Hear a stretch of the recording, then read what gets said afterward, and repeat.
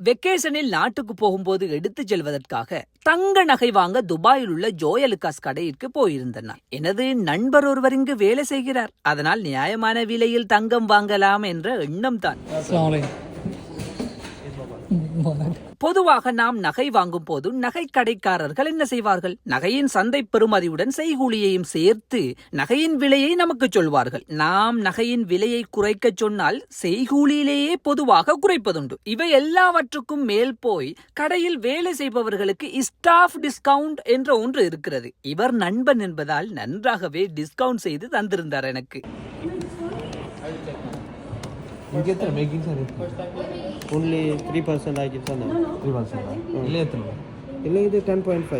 சரி, துபாயில் zero making charge, அதாவது செய்கூலி இல்லாமலே தங்கம் வாங்கலாமே, ஏன் அங்கு போய் நீங்கள் வாங்கவில்லையா என்று நீங்கள் கேட்பது எனக்கு விளங்குகிறது. உண்மைதான். ஆனால் அப்படி செய்கூலி இல்லாத தங்கத்தை வாங்கியவர்களிடம் போய் கேட்டு பாருங்கள். கேட்டால் இந்த கேள்வியை நீங்கள் கேட்க மாட்டீர்கள். ஜீரோ மேக்கிங் சார்ஜ் நகைகள் எல்லாம் பொதுவாக பழைய மற்றும் சீக்கிரமாக உடையக்கூடியதான டிசைனிலும் இருக்கும். பொதுவாக பெண்கள் இதை விரும்புவதில்லை. சரி, வாங்கிக் கொண்டு ஊரில் சென்று விற்க பொருத்தமானதா என்று கேட்டால் பொதுவாக தங்க நகை கடைக்காரர்களும் அதை விரும்பி எடுப்பதில்லை. அதனால் இதை பற்றி நான் கருத்து சொல்ல விரும்பதில்லை. சரி, யாருக்காக நான் நகை வாங்கி இருக்கிறேன் என்று கேட்கிறீர்களா?